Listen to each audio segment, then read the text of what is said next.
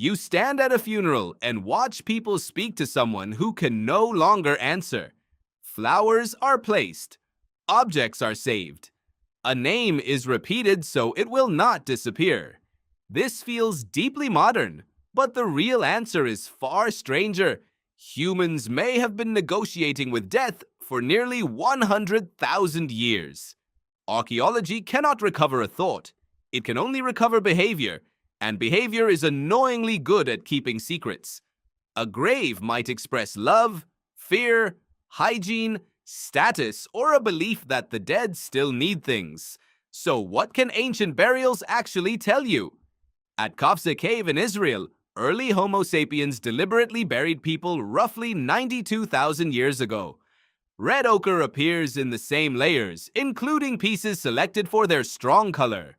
Archaeologist Arella Hovers and colleagues argued that this pattern reflects symbolic use, not random cave clutter. One burial even placed deer antlers beside a young person. It looks meaningful, but meaning does not come with subtitles. What idea could make antlers belong beside the dead? Neanderthals complicate the story. At Shanidar Cave in Iraq, several bodies appear to have been deliberately placed in the same area.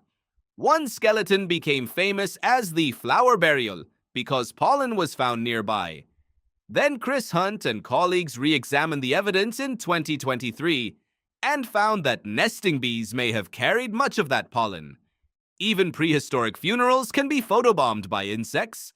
Does that erase Neanderthal ritual? No.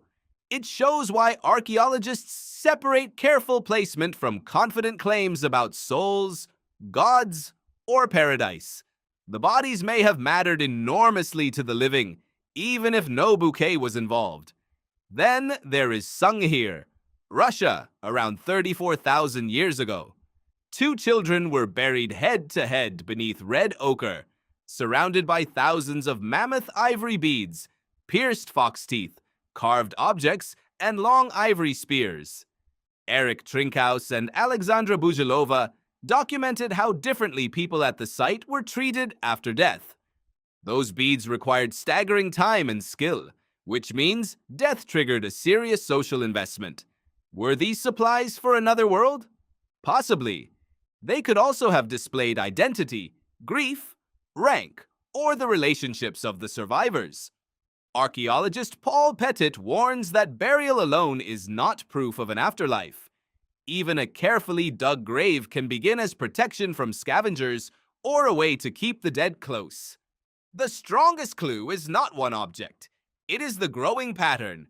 Bodies placed deliberately, color added, rare goods surrendered, familiar places revisited, and memory turned into ritual.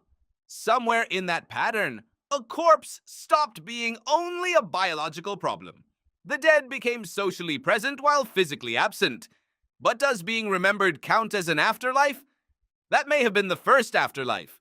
Not a mapped heaven, but a continued place inside the group. A hunter could vanish from the camp, yet remain in stories, obligations, warnings, and names. Later cultures would build detailed worlds beyond death, complete with judges, rivers, ancestors, and extremely complicated entry requirements. Prehistory gives no such instruction manual. So what did ancient humans think happened after death? No single answer survives. Some may have feared the dead, some may have fed them, and some may simply have refused to treat a loved person like abandoned material. The first belief may not have been, "You go somewhere else." It may have been the quieter idea still heard at funerals today. You are gone, but you are not nothing. Thanks for watching this video. Don't forget to subscribe.